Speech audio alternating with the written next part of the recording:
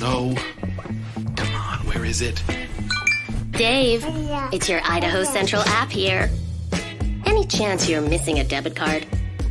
Let's get that taken care of for you. With ICCU's card control, you can turn any card off with the tap of your finger. You got it. And back on again. Out, out, out, out. The closest Idaho Central Credit Union branch is in your pocket. Ooh, the gym. My old stomping grounds. Hank Patterson, fly fishing guide. Riley Smith, tight end. Yeah, I appreciate that. Hey, you wouldn't happen to be the kicker? No, tight end. Again, thank you. I'm looking for a kicker for Lithia Ford's fall kickoff sale. But you're not the kicker. No. Yeah. Nah, the kicker's probably taller and in a lot better shape. So, okay. What position do you play? Tight end. Squats. Yeah. Try it sometime. RowPaint.com, the official paint and coatings company of Boise State Athletics, is going all in this season with an all-star lineup. First up, he led the Broncos to 3 conference championships and 10 20-win seasons. It's Coach Leon Rice. Next, he's the founder and CEO of RowPaint.com. He played a little basketball in high school on the driveway with his mom. It's Andy Rowe.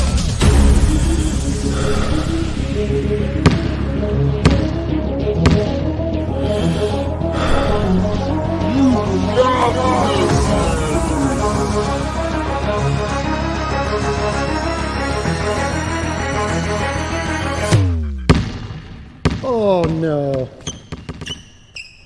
Want to just paint my house? Now that I can do. When I want Boise State to win, I trust Coach Rice to lead the Broncos to victory. And when I want the best painting and garage floor coating, I trust RowPaint.com to get that job done right.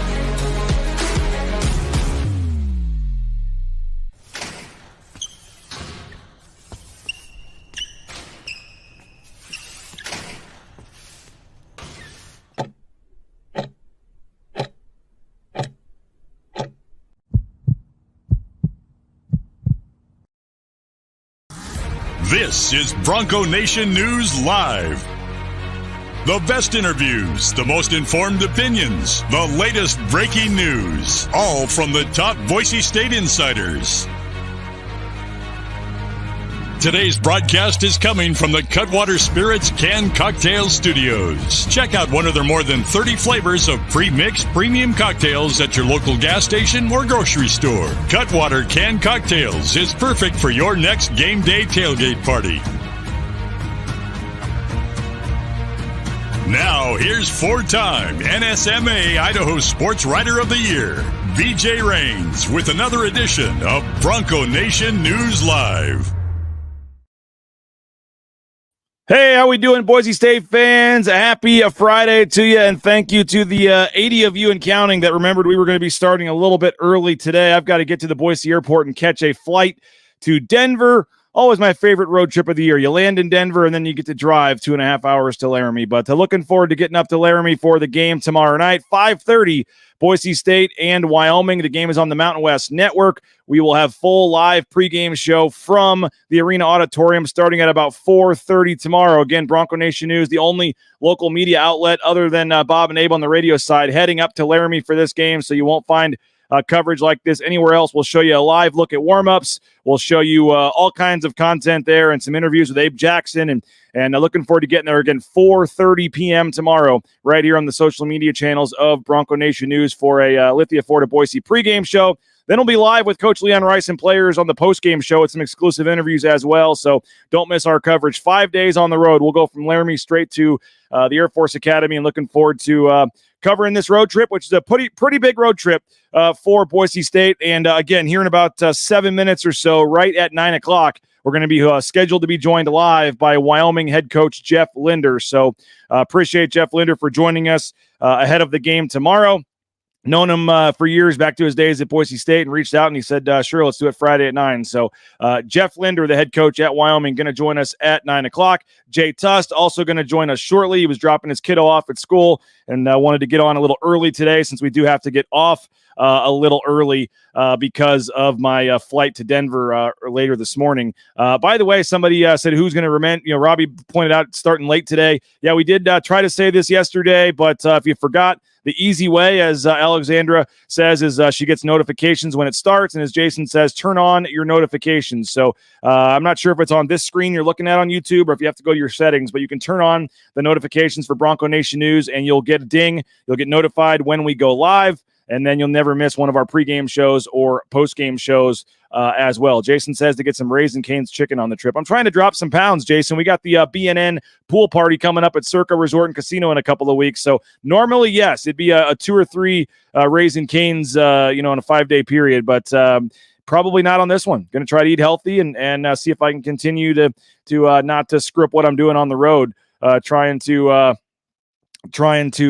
eat better. So no canes for me on this trip. I'm gonna behave and eat healthy and continue to try to drop a few excess pounds after I gained them over the Christmas holiday. But again, thank you to all of our sponsors, rowpaint.com. We appreciate them. This is a ICCU Friday, Idaho Central Credit Union. ICCU.com. There's a branch pretty much on every corner, so make sure you check them out at Idaho Central Credit Union, ICCU.com. I went in there and got some checks printed yesterday. So easy, and highly recommend you folks making the switch to Idaho Central Credit Union. Again, Jay Tust going to join us shortly. Jeff Linder is going to join us at 9 o'clock. Let's go ahead and take a quick 90-second timeout. We got to get our commercial breaks in before Jay and Coach join us. So go grab another cup of coffee. We'll be back in 90 seconds, and appreciate you guys checking out our sponsors, supporting our sponsors for making this happen. But again, live interview with Jeff Linder coming up shortly. Jay Tust will be right with us as well. Let's go ahead and take a quick 90-second time out here on Bronco Nation News. All Bronco Nation News broadcasts come from the Cutwater Spirits Canned Cocktail Studios. Check out one of their more than 30 flavors of premix premium cocktails at your local gas station or grocery store. Cutwater Spirits, perfect for your next game day tailgate party. Our title sponsor is rowpaint.com. For all your commercial, industrial, residential painting needs, check out rowpaint.com. Don't forget about their concrete coatings. Transform that ugly concrete slab on your back patio in your garage in just one day. Contact rowpaint.com for a free estimate today. The official paint and coatings company of Boise State Athletics, and our title sponsor at Bronco Nation News is rowpaint.com. Idaho Central Credit Union's been helping members achieve financial success for more than 80 years. There's an ICCU branch on almost every corner, but the closest is in your pocket with free eBranch mobile and online banking. See why more than 500,000 members love ICCU and join 1 in 4 Idahoans by making the switch today at ICCU.com. Since 1984, Ridley's Family Markets has prided itself on being a hometown food and drug store that employed value members of the local community. Ridley's Family Markets has 13 locations in the state of Idaho and many more in the surrounding states. Download the new Ridley's app to your smartphone. Get savings up to 40% off at the checkout line and find a location near you at shopridleys.com. Former Bronco Matt Bauscher is once again the number 1 ranked realtor in the Treasure Valley. No home is too big or too small for Matt and his team. Let them fulfill all your real estate needs at BauscherRealEstate.com. All right, as promised, our man Jay Tust has joined us. I was in the same boat today, trying to get the kids on the bus, trying to get back in time, work, family life, man, but you got it done. We're good, right? Yeah. Are you going to take the bus eventually? Are you going to do the bus eventually here? Or are you going to be a drive to school kind of dad? Well, sorry, I realized that after all that I plugged my headphones into the wrong outlet, so I missed that last thing you said. Are you going to be a drive to school kind of dad, or will you eventually ship them on the bus? At the moment, I am the drive to school dad, but it's also like the best. I also love it. It's like the best thing ever. It's like one of the best parts of my day, no doubt. Hey, what are your thoughts before we bring on Jeff Linder real quick about the game tomorrow in Laramie? That's gonna be. He might be watching, so be careful. It's gonna be a tough game, you know. I mean, as long I hope that. I hope this hits like it's okay. I hope Jeff is around to see the whole thing, because it's gonna be an awesome game. And Laramie's a really, really tough place to win, and Jeff Linder is a big reason why. No doubt about it. I always enjoy catching up with Jeff. We talked to him at media days down there in Las Vegas, and I asked him if he'd be nice enough to join our show, and he said that he would. So let's not waste any more of his time. We'll bring him on. Jeff Linder, we appreciate your time, man. How you doing? Well, guys, I mean, obviously, it's good to be on with you. Tough day, really tough day here in Laramie. We had a tragic accident with 3 of our swimmers that passed away yesterday, and so it's a somber day. I mean, we had 2 female swimmer, Carson Meir, and then 2 male swimmers, Charlie and Luke, that I said tragically passed away, and so it's a tough day around here. So and hopefully thoughts and prayers are with their families right now. No doubt about it. And everybody in Bronco Nation echoes those thoughts, Jeff, and just so sorry to hear the news. We still appreciate you jumping on despite that, and we appreciate your time here on Bronco Nation News. What are your thoughts on this game tomorrow? Obviously, Boise State coming to town. You guys have played pretty well at home this year. I mean, this is a game that I know a lot of people in Boise are pretty nervous about. Well, I mean, obviously, Leon has those guys playing really well. I mean, you're a half game out in first place or tied for first place, and Utah State obviously has the tiebreaker. But you know that they're a lot like what we felt with Nevada and even with Utah State here, is that when you're competing for a conference championship and you're fighting for a seeding or to be in the NCAA tournament, there's going to be a certain level of intensity that team's going to bring in, and especially knowing that we've shown that we beat Nevada, we beat Colorado State here, that obviously it's always been a tough place to play, but I mean it's definitely a game that you've got to come in and win. And so that's where for our guys to understand that, knowing that they're not coming in here thinking, hey, we're just going to show up and win, that there's going to be a level of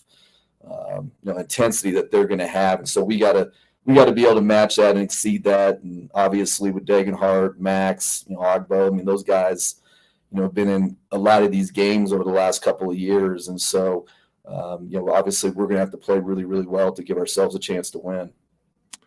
First off, Jeff, my condolences to you and the entire Wyoming family. We heard about that news last night, and it's absolutely awful. But just kind of speaking of the family and your basketball family, you really had to, reshape your roster quite a bit this offseason. And as Mountain West play tipped off, it seems like you guys have really started to find your stride a little bit. So how have you been able to kind of rebuild this thing and, rely on that family atmosphere to help you do it? Well, I mean, obviously, a year ago, obviously had a lot of changes. I mean, basically had 3 guys returning. Having been in, coming up through the D2 JUCO ranks, the lower levels Division I. I mean, those situations prepare you in terms of trying to flip a roster. I mean, we've done that many a times. I mean, we've even had to do that when we were at Boise. And it really wasn't the first year when we got to Boise with Leon, because we inherited a lot of those guys, which were good players that allowed us to get to the championship game of the WAC tournament. Lashard Anderson, Reggie Arnold, Daquan Montreal, Noonan. We had a lot of those 6 or 7 seniors, Sean Amati. And then that next year we had to really flip it. That's when that recruiting class of Marks, Dermick, Iggy, Mikey Thompson, those guys that kind of laid that foundation as we moved our way into the Mountain West. And so for us, here was a matter of, hey, can we find the right guys, get back to the type of guys that have allowed us to win games, and did a good job in terms of finding some guys like a Mason Walters, who was NAI National Player of the Year. Quell Cotter was a first-team Division II All-American, and then Sam Griffin, who was Tulsa's leading scorer.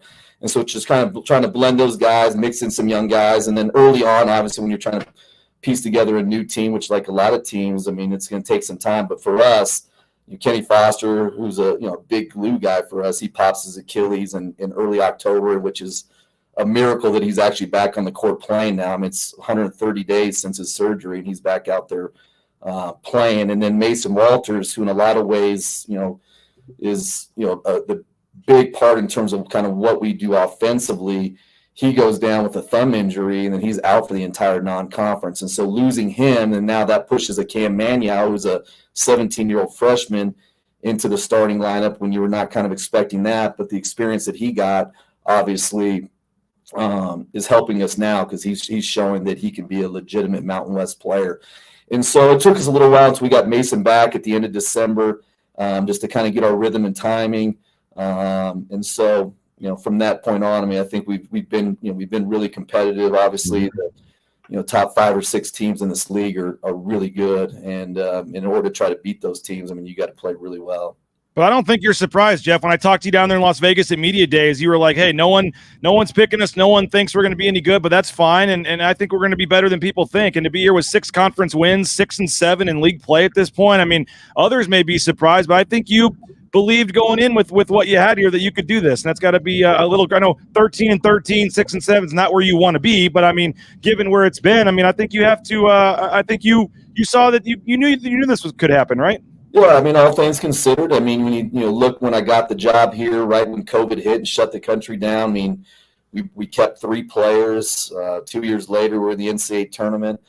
And then, all things considered, I mean, if we don't, Graham Ike doesn't get hurt and doesn't play, I mean, regardless of what it is, I mean, we're going to win a lot of games last year. And so, I mean, you have 3 winning seasons in a row. And so, obviously, situation was, you'd like to, I mean, there was a lot of things going on, but, for us to put together that roster, I mean, credit to, Ken DeWeese and, my staff here in terms of just trying to find those type of guys. And I thought we found guys that can make shots, guys that like being in the gym. And so I knew with our core group of guys, if we could stay healthy, knowing that we weren't deep, that, we would have a chance to win games. And I think you've seen that. I mean, we've found a way to win some games against some good teams in Myrtle Beach, and then to come in conference play to find a way. I mean, it was a miracle against Colorado State, Nevada, but we've obviously put ourselves in position. On the road, it's been a little bit of a different story, but at home, we've played pretty well. What is? I mean, I know we've always known that it's hard to go to Laramie and get a W for any opponent there, Jeff. But what is it about you guys playing at home? And you brought up the Colorado State game. Have you ever been a part of a finish like that? Because it just felt like right as you guys always butt your head up to the brink of impossible, you found a way just to get over the hump and get that thing done.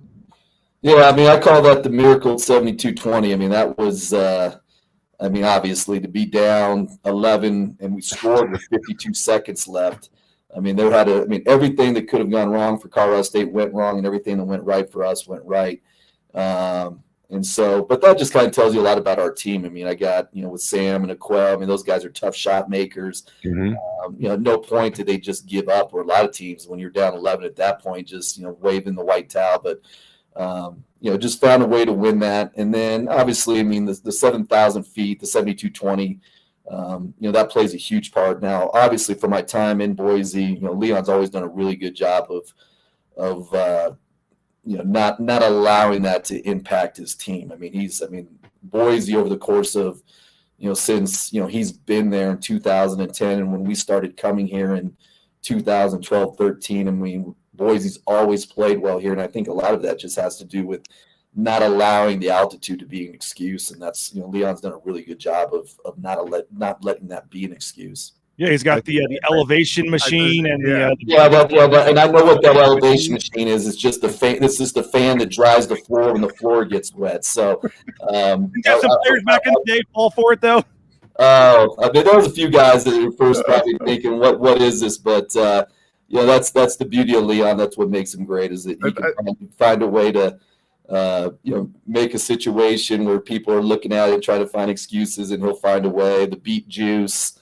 I'm sure they're loading up on the beet juice right now. He says people stole it, though. He says that he was the first one to do that. Now everyone else is doing it. They're stealing his ideas, so he's going to keep them quiet here. Yeah, he should have got a copyright or a trademark on that. But that's obviously, like I said, they've done a good job. He's done a really good job of coming. Like I said, but that's the main thing, is just the mentality. I think there's a lot of teams that come into Laramie that they're already beat before they got here, just because whether they're complaining about the altitude, the weather, whatever. And so that's where, obviously, I know that's not going to be the case with Boise come Saturday. I don't know who created the better elevation machine or whatever, Leon or Willy Wonka for that matter. But either way, when you do look at this Boise State roster, like who's public enemy number one? Who is the head of the snake that you guys have to try to chop off, if you will, in order to have success tomorrow night? Well, I mean, obviously, with Degenhardt, I mean, that goes without saying. I mean, ever since he got pushed into that starting lineup after about 6 or 7 games, after probably the Bakersfield lost a couple of years ago or whatever that loss was. I don't know, maybe it was South Dakota State, but that's where, I mean, obviously, he's a lot like, having been in Boise during the Kellen Moore era. He's kind of the Kellen Moore version of Boise State basketball. I mean, just, his impact on winning and understanding what it takes to win, I mean, is as good as I've seen. And so obviously, him, his experience, Max, I mean, he's played in so many games, so many big games. I mean, he's probably, other than probably the BYU guys, I mean, he's probably the 3rd, 4th oldest player in the country.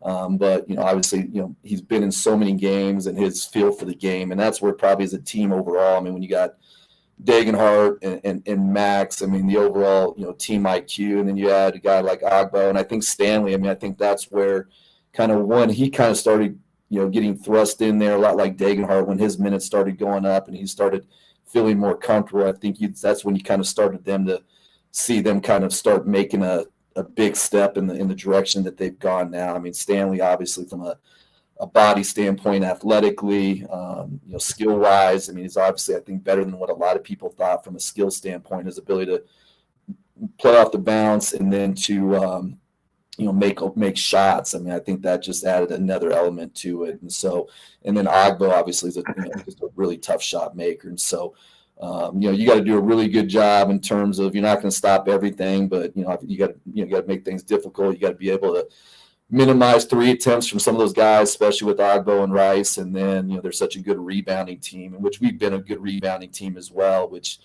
same system that was taken from Boise, that was taken from Gonzaga, that was taken from Michigan State. That's what allowed both of us to be good rebounding teams, just because of the emphasis we put on it. And so, you can't allow them to get second chance opportunities and dominate you on the offensive boards. And so we're going to have to do a really good job there.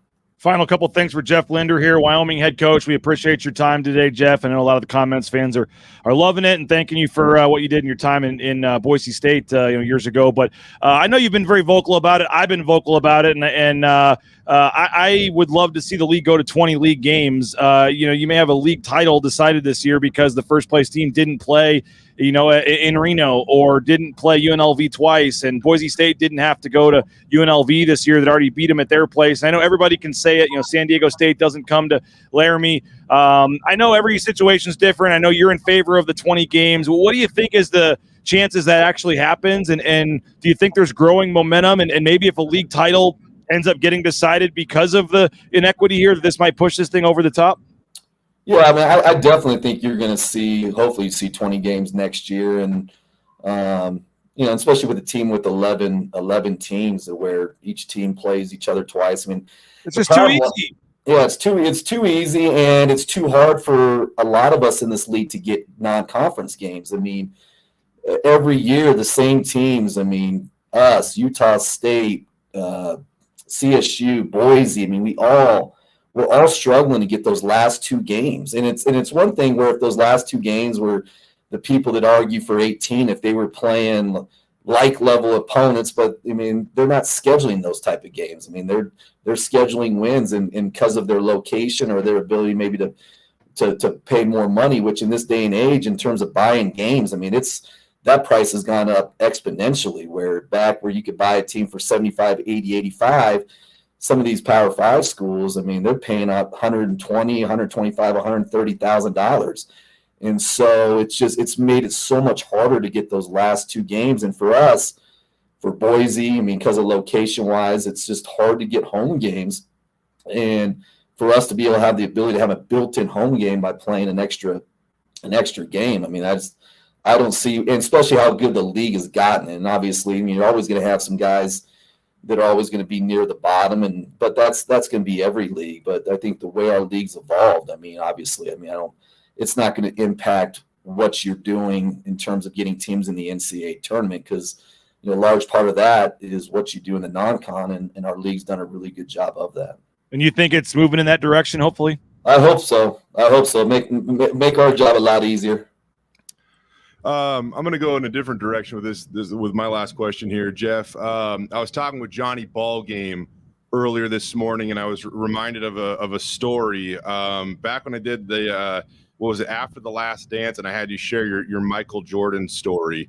I'm just curious. So you guys are one of the best free throw shooting teams in the country. You rank second in the Mountain West in free throw percentage as a team. Is that because you practice shooting them with your eyes closed, because the form is always the same, or supposedly always the same when you're shooting free throws? Well, I'd like to say that we do that, but we don't practice free throws at all. So it's either you can make them or you don't. I mean, you recruit guys that can make free throws. You don't, or the guys that are shooting free throws, a lot of free throws, or hopefully the guys that can make free throws. I think that's where free throw percentage is a lot to do with, who's getting to the foul line, and when they do get to the foul line, are they guys that can make free throws? And so the amount of time that we spend on free throws in practice is pretty much zero. I just know that I got really good free throw shooters. The guys that are getting to the foul line are the guys that, knock on wood, are the ones that make shots. But there's probably a couple guys that maybe I'll have to rehash the Michael Jordan, eyes closed story. But I'm not sure if they're as tough as I am, and to be able to have the greatest player of all time talking trash in your ear and be able to make a free throw with your eyes closed. Now, Jeff, Johnny Ballgame hosts with me on Mondays. Is it true, because he's probably watching, that you did – this is correct, right? You chose Friday over Monday so you wouldn't have to deal with Johnny. Hey, whatever works for Ballgame. It's always good to give Ballgame a hard time, and that's no question. If I would have known Ballgame was Monday, I still would have chose Friday. Jeff, appreciate it, man. You're doing a heck of a job this year, and I know you got a talented team, and looking forward to the game tomorrow. I'm heading out here in a couple hours to fly to Denver, and looking forward to getting there for the game tomorrow. And appreciate your time. Seriously, I know you got a lot to do, so we'll let you get to it, and we'll see you tomorrow in Laramie. Thanks, guys. Thanks for what you do for the conference. Appreciate it, Jeff. There he is, Jeff Linder, the head coach at Wyoming. Jay Tust, and 20-game conference schedule, man. Sounds like it might actually be moving in that direction. That was music to my ears. Yeah, potentially. Proud of that guy and all he's done, by the way. He hasn't, rebuilding Wyoming with what he's had, he's done it a couple of times now for that matter. And so to see what he's been able to do is really, really cool. And hopefully he can keep it up, because it's he's had some challenges, I would say, there, but they continue to find ways to win ball games. So pretty cool to see him be able to accomplish what he's been able to in Wyoming. Let's dive into this game tomorrow and the impact of it and what it means for the Mountain West race. We got about 15 minutes left here, but hey, first want to tell you about Lithia Ford of Boise. Check them out, lithiafordboise.com. View their full inventory of vehicles. They have 5 NIL deals with student athletes. That's right, 5 student athletes at Boise State driving Lithia Ford vehicles on NIL deals. So support them. They support us. Do what the Raines family did. We purchased an F-150 from Lithia and couldn't be happier. And just such an easy process when you go to lithiafordboise.com. Check out their inventory of vehicles online. You go in, you test drive a few, and you're on your way. So here to get you there, it's Lithia Ford of Boise. Taco Bell, how about free food and your half your wages the very next day after your shift? That sounds pretty good to me. If you're looking for a job, Taco Bell is hiring. And again, TacoBellWorks.com. Check them out. They'll give you half your wages the very next day after your shift. And as I said, free food while you're working. And so the SON Management Group, the Nicolason family, we appreciate them for their support. And check them out. More information, TacoBellWorks.com. The BlueandOrangeStore.com, Travis Hawks and Company. We appreciate them as well. Shirts, jerseys, hats, sweatshirts, shorts, bumper stickers, you name it. Any Boise State kind of apparel that you're looking for, they got it at the Blue and Orange Store. So check them out. The BlueandOrangeStore.com is the spot to go to. And if you're not, in the Boise area, free shipping. Any order over $40 online. But if you are, the second floor of the Boise Town Square Mall there, just go on in and you can park by the Kohl's there and go in, and it's easy. And again, check them out, the BlueandOrangeStore.com. And if you're looking for a job, Transportation Compliance Service, TCS, transcomservice.com. You want to be a truck driver? Maybe you never thought about it. It's a great industry right now, very lucrative industry. So let them help you with all the permits and things. You need to get out there towing that first load in no time. I know like Jason Witten, some rappers, a lot of folks have used them now, and they're a national company, but based right here in Meridian. So TCS, Transportation Compliance Service. Check them out, transcompservice.com. And Jay, I want to give a shout out to Timberstone Golf Course as well. We're going to have our golf tournament out there on May 31st, but they've got the new food truck that just opened. I don't know if you saw the video that Cam Martin did with Tyson Degenhardt and RJ Keene. They were out there testing the food. I know Chef Wally, our friend, was involved in that, getting their food truck going. So brand new food truck. They got burgers, wraps, sandwiches. Timberstone Golf Course is the place to be. The weather is even going to be warm enough where you can get some golf in here pretty soon. So they got new carts as well with like the USB cables and all that. So playtimberstone.com, book your tee time, get out to Timberstone Golf Course today. And again, we'll see you on May 31st for the Bronco Nation News Golf Tournament. All right, Jay, this game tomorrow, it's a scary game. We talked to Leon Rice yesterday. That interview is up on our BNN YouTube channel. You can see it on KTVB as well on the various channels. And, we're making a big deal about this altitude, and I even asked Leon, I said, do you also like not want to make too big a deal about it? They'll like psych these guys out and say it's so hard, to play at altitude. And he goes, well, we used to, and then they saw on the scoreboard you could die, and then we decided we might as well say something about it because they had players looking at him and going, wait, coach, what? We could die from the altitude? And again, I know most of that is just psychological. They have it on the Air Force football visiting locker room as well. They have a huge sign right next to the basketball locker room warning, and all this stuff, and they put it literally during the introductions of the starting lineups, a warning sign with a red siren, you're at 72,000 feet, look out, and it can be a little intimidating. But what do you make? Do we make too much of it? Is it a big deal? 7,220 feet, by far the highest elevation in all of Division I there in Laramie.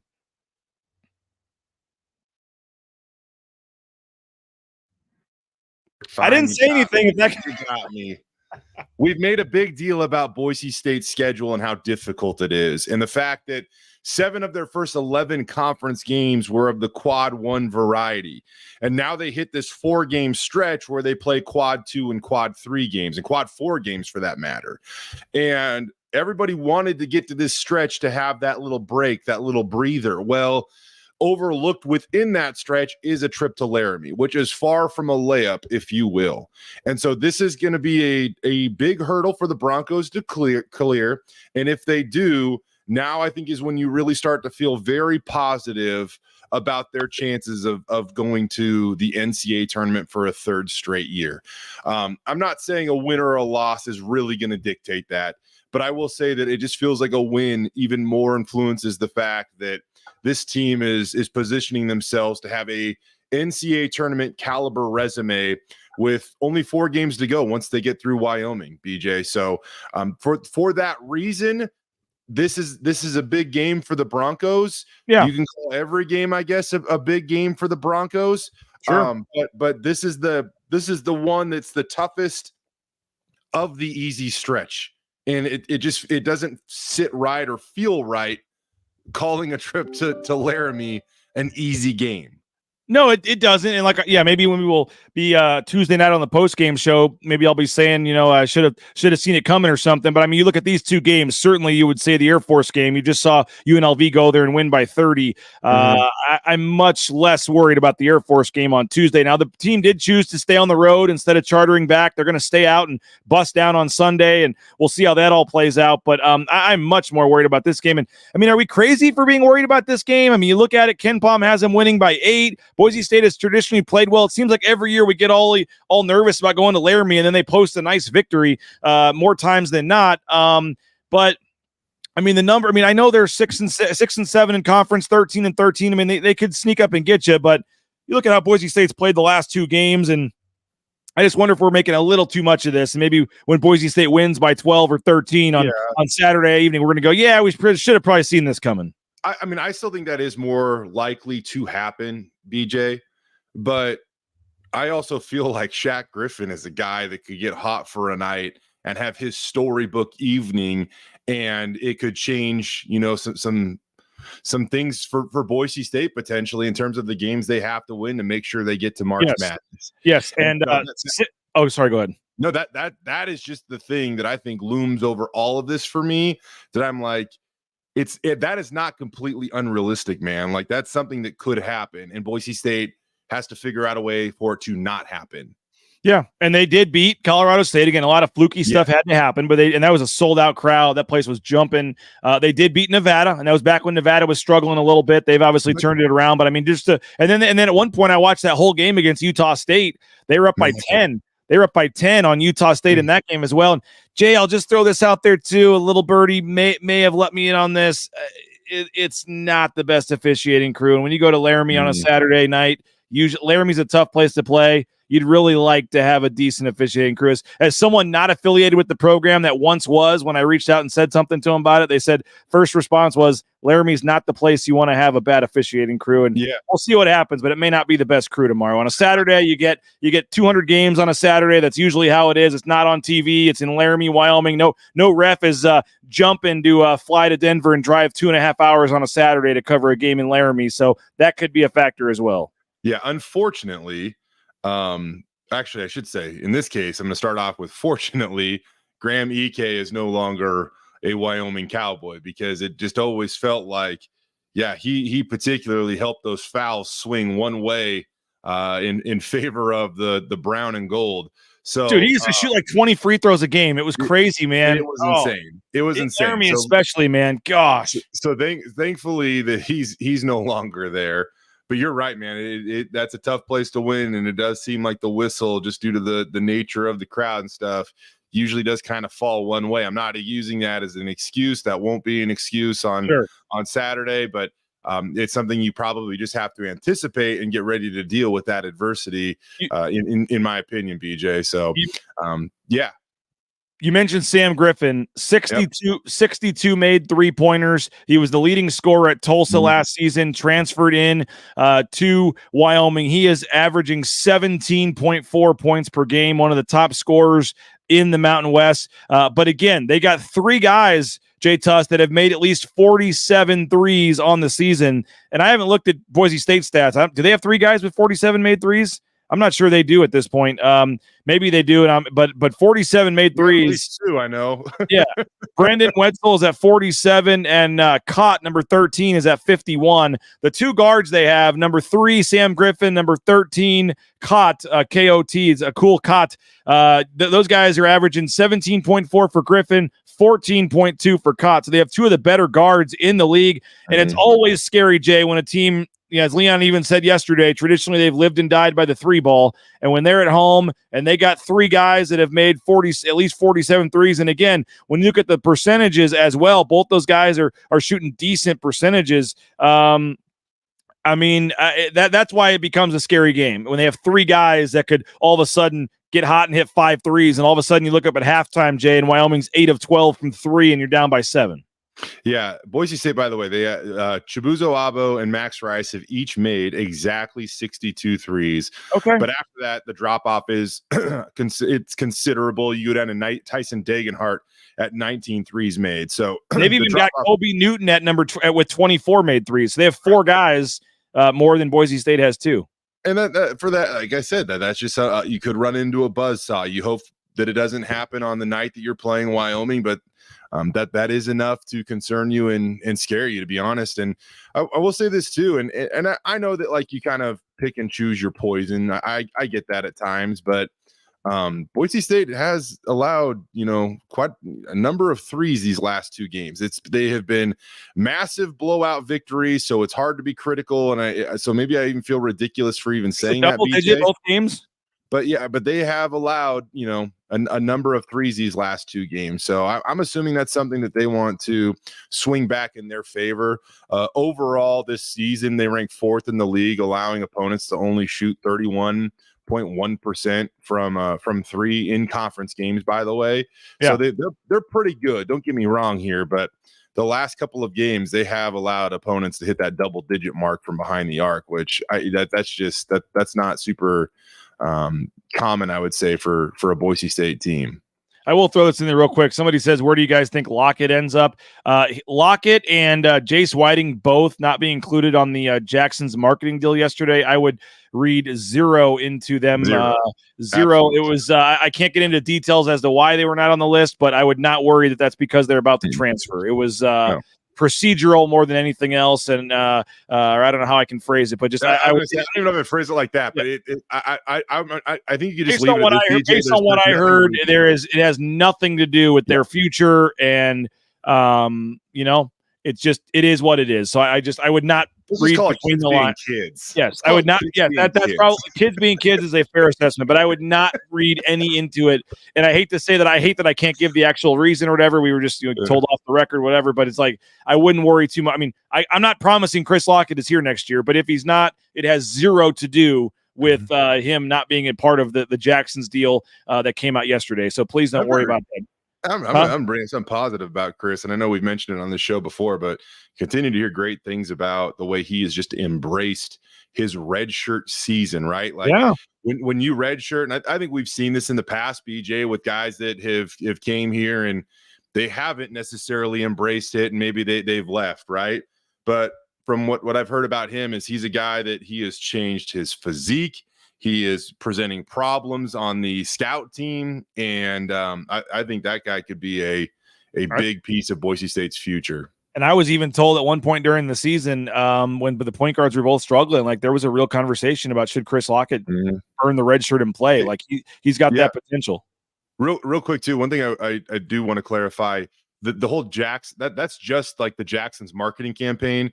Jace Whiting and Chris Lockett will both have trading cards. So they will be a part of the packs and all that stuff. Yep. It's just the unique extra marketing campaign that Jackson's is putting together. And then the international guys, Ugbo and Mo Silla, are not eligible for that due to the government not allowing that. Yeah, correct. Which is a story for another day. Jay, final thing, big picture. We saw Washington State last night get a big win over Arizona. I'm sure you were not watching that or paying attention to that. I'm sure you are. I'm not kidding you. I don't know. Has this? This has never happened to me before, and I don't know if this has happened to you. But on my Apple Watch, it actually alerted me that my heart rate too high for the game.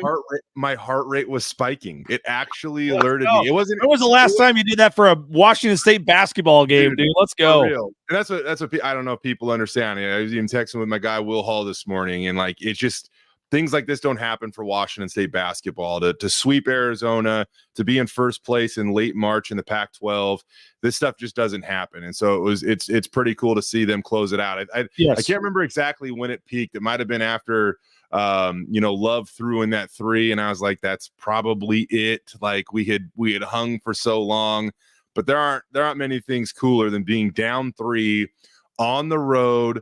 Against the fourth ranked team in the country with a potential conference championship on the line, and converting former San Diego State Aztec helping you out there with the foul, Keishad Jensen, right? Converting a 4-point play like that. That's pretty well, awesome. Congrats to you, but where I was going, I will give you your praise. Your praise is well deserved. But that wasn't actually my final point. That wasn't actually the final point. But yes, congrats to the Cougs. But with that said, I think that ties into what Leon talked about yesterday with the strength of schedule and Boise State really being overlooked. And a lot of people at the time saw that as kind of a bad loss, so to speak. And we see what Washington State has now done. Clemson, Virginia Tech, and I get them, their losses, but and if you could have just won, again, somebody reposted it and I posted it on Twitter. Like Roddy Anderson got fouled with 10 seconds left. Like if that's called, Boise State probably beats Washington State. Like Boise State had a chance in some of these other games, but they still have some nice wins. St. Mary's, VCU, North Texas, San Francisco, like 4 top 80 non-conference wins in the net. You look at what they've done in conference, and yet they're like 5th or 6th in this pecking order right now for Mountain West teams, despite being, a game up on most of them in the standings. I guess final thing, just big picture. What do you make of Boise State, their NCAA tournament picture, where they rank? How comfortable should they be these next 2 games? Obviously, I'm just envisioning if they win on Saturday and win at Air Force next Saturday against New Mexico, 6:00 game. I'm just envisioning like one of the best atmospheres in the last several years at Extra Mile Arena, just an absolute electric atmosphere, better than what it'll be at 9 p.m. on Tuesday against Nevada. But, I think, win these next 4 games and take your chances at San Diego State, and you're fine, and you're in a good seed probably. But just what's your we talked to Leon. Some of it was on camera, some of it wasn't. But just your what's your big picture take, I guess, on things, and don't forget that the quad system, is impacted by the net, and that's a really big deal. It is impacted by the net, and the net impacts the quad system. And I Googled it yesterday to figure it out. And margin of victory, by the way, does not count, right? Oh man. Yeah, correct. Anywho, one thing I'll say about Washington State really quick, BJ, is even if that game swings in favor of Boise State, hey, I understand that a win would always be better than a loss in that situation. But I also think that victory, if you look at the Cougs season, man, that gave them so much life, so much confidence.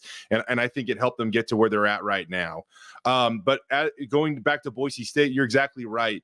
Maybe sometimes we're guilty of it too, BJ, just because we rely on the metrics that are right in front of our face, and that's KenPom, and that's the net rankings. But I think when it really comes down to Selection Sunday, and I really hope that the committee sees it from maybe another perspective or a broader view that really evaluates these things, and going back over time and realizing that, New Mexico winning by 30 in a quad 1 game or in a quad 4 game shouldn't necessarily carry the weight of, Boise State playing some of their, tougher schedule, tougher opponents early in the season and either squeaking by or in some cases even losing those games. So I really hope that the committee really dives into that and understands that, because there are some people, I would think, and well-known college basketball people that, again, look at the metrics right in front of their face and oversee and don't value some very obvious contributors to those metrics that aren't always, rewarded by those metrics, if you will. So look at Boise State's quad 1 victories. Look at some of their road wins. They have a very strong resume, pretty much as strong as almost anyone in the Mountain West Conference, I think you could say. And I think if you really, really wanted to sit down and break it down, you could absolutely make that argument. And that's what the committee does. So hopefully they recognize that. And it's 12 people that matter, and they look at different stuff than the Joel Lenardis of the world and Jerry Palms look at. So we'll see for sure. As long as we have 10, 15 more minutes, BJ, do you mind if I filibuster for a little while here? You can finish this. You can go as long as you want, but my Uber is here in 5 minutes. So I'm just messing with you, brother. Get up. Man. Heading to Denver and heading over to Laramie. Going to be excited for the game tomorrow, the game Tuesday. And like I said, Jay, if they can win these next 2 games, man, I think Saturday could be pretty effing cool next week.